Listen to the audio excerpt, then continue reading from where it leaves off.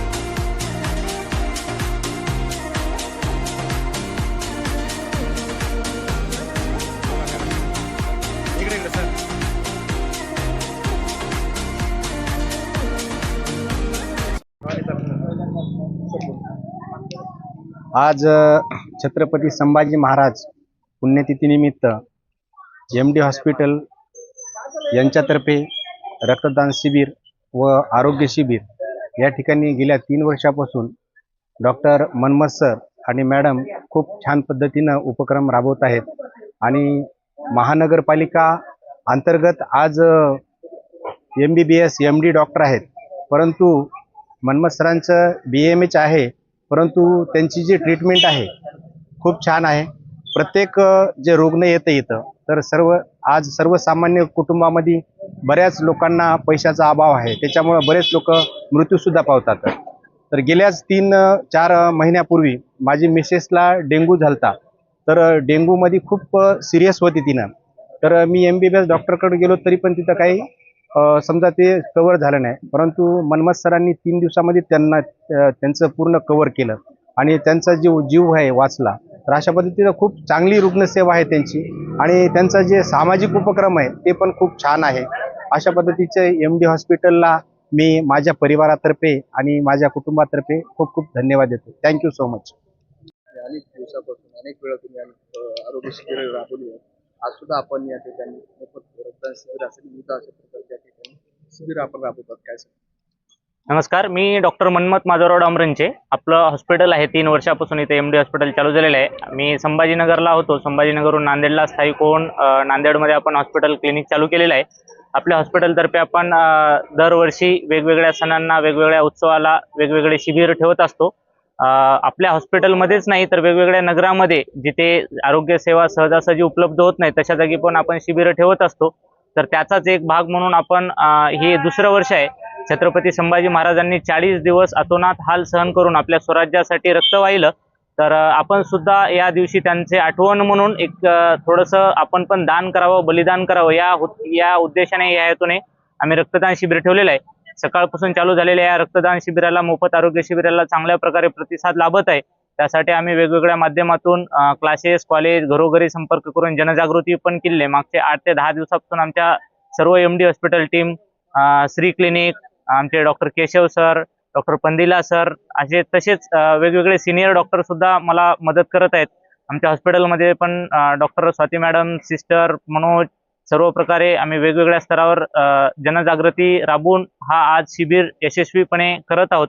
तसेच या रक्तदान शिबिराला सहाय्य म्हणून जिजाऊ ब्लड बँकेला संकलन करण्यासाठी बोलवण्यात आलेलं आहे. त्यांचं पण आपल्याला योगदान लाभत आहे. आम्ही अजून सुद्धा आवाहन करतो की अजून पण भरपूर वेळ बाकी आहे, तर आपण इथे येऊन एम डी हॉस्पिटल येथे येऊन रक्तदान शिबिर करावं. त्यामध्ये मोफत आरोग्य तपासणी पण आहे, ज्यामध्ये रक्त टेस्ट, विविध डॉक्टर पण आपल्याला चेकअप करणार आहेत, मोफत सेवा देणार आहेत. त्यांचा सुद्धा आपण अवश्य लाभ घ्यावा. आणि आपण सुद्धा असे आपापल्या स्तरावर काही ना काही निमित्त शोधून समाजासाठी वेगवेगळे शिबिर वगैरे अरेंज करावी, ही आमच्या एम डी हॉस्पिटलतर्फे आग्रहाची विनंती आहे. जय हिंद, जय महाराष्ट्र. जीवनाची सध्या तीव्रता जास्त प्रमाणात वाढलेली आहे. एक आपण डॉक्टर म्हणून नांदेडकरांच्या आरोग्यासाठी काय सल्ला देणार? सध्या या वर्षीचा उन्हाळा तसा पाहिला मागच्या वर्षीच्या तुलनेत तर थोडंसं जास्त तीव्रता चालू झालेली आहे. एप्रिल महिन्याच्या सुरुवातीला, मार्च महिन्याच्या सुरुवातीलाच आपल्याला उन्हाची झळ बसत आहे. आपण नांदेडकर वासियांना माझं आमच्या हॉस्पिटलतर्फे आव्हान आहे की आपण उन्हामध्ये शक्यतोवर बाहेर फिरता कामा नये. जर फारच गरज असेल तर तेव्हा मात्र आपल्या पूर्ण अंग झापलेलं असावे, डोक्यावर सुद्धा दस्ती असावी. जास्तीत जास्त पाणी आपल्याला पियायचं आहे, किमान 5 ते 6 लिटर दिवसभरात पाणी पियायचं आहे. थोडंसं थंड वातावरणामध्ये राहायला हरकत नाही आहे, पण थंड गरम म्हणजे वेगवेगळे प्रकारचे लगेच वातावरण आपल्या बॉडीला, आपलं थर्मोरेग्युलेशन सेंटर काम अचानक बदलत नसल्यामुळं थोडंसं बॉडीला सहन होईपर्यंत आपल्याला काही ना काही करायचं आहे. शक्यतो रस्त्यावर वगैरे जर कोणी आपल्याला डिहायड्रेटेड व्यक्ती दिसत असेल तर त्याला लगेच आपल्याला शक्यतो आपल्या बॉटल वगैरे काढून त्याला पाणी पाजवायचे आहे. आपली गाडी पण, आपलं सध्या युद्ध स्थिती चालू आहे, तर पेट्रोल वाचवण्यासाठी आपण एकटे जर जात असेल आणि कोणी जर रस्त्यावर जर सापडत असेल तर त्याला पण आपण विनंती करायची की तुम्हाला कुठे जर रस्त्यात सोडायचं असेल तर आपण ही सुद्धा मदत घ्यायला पाहिजे. आणि हे सगळं करून जर उलटी, मळमळ, चक्कर, डोकेदुखी, ताप येणं, अशक्तपणा वगैरे वाटत असेल तर आपल्या जवळच्या हॉस्पिटलला आपण लगेच दाखवून डॉक्टरांकडून सल्ला घ्यायचा आहे. म्हणजे आपल्याला डिहायड्रेशन होऊन मोठा स्ट्रोक वगैरे येणार नाही. सध्या डिहायड्रेशनमुळं पॅरालिसिस, इन्फार्क्ट, स्ट्रोक वगैरे होण्याची शक्यता पण जास्त आहे. तर त्यासाठी आपल्याला बचाव करण्यासाठी एक पाणी प्यायचं आहे, उन्हापासून बचाव करायचा आहे आणि थोडं पण काही लक्षणं जाणवल्यास आपल्या जवळच्या डॉक्टरांकडे आपल्याला त्वरित दाखवायचं आहे. Thank you sir. ठीक आहे. तपासण्या ठेवलेल्या आहेत, काय सांगाल? नाईकनगरमध्ये जे एम डी हॉस्पिटल जेव्हापासून आलंय तेव्हापासून त्यांचं नियमित सामाजिक उपक्रम, रक्तदान शिबिर, आरोग्य तपासणी शिबिर या सर्व बाबी चालत असतात. आणि वेळोवेळी आमच्या मोहल्ल्यातील किंवा वसाहतीतील लोकांना नेहमी म्हणजे तातडीची जी मदत आहे ती करतात. आणि असे जे पद्धतीचे रक्तदानाचे उपक्रम आहेत ते सुद्धा राबवत असल्यामुळं एम डी हॉस्पिटलचे जे संचालक आहेत मनमत सर, त्यांनी मागच्या 1-2-3 वर्षापासून इथं एक पायंडा जो पाडलेला आहे आणि इथं विद्यार्थी वगैरे जास्त प्रमाणात असतात आणि वेगवेगळे इथं जवळ कुठं हॉस्पिटलची वगैरे सोय नाही, परंतु सगळ्या गोष्टी त्या इथं करतात आणि मन लावून रुग्णसेवा करतात.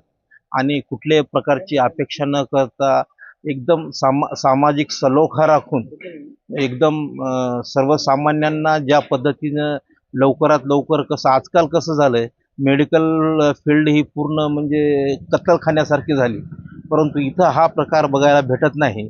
इथं जे एम डी हॉस्पिटलमध्ये जे मनमत सर आहेत त्यांच्याकडून आमच्या इथल्या नागरिकांना, माझेसुद्धा घरचे मी कुटुंबीय आणतो, माझी मुलगी आणतो, माझी पत्नी आणतो, तर चांगला एकदम त्यांचा जो ट्रीटमेंट आहे, जो इलाज आहे तो गुणकारी आहे. आणि डायग्नोसिस जे आहे ते सुद्धा चांगलं आहे.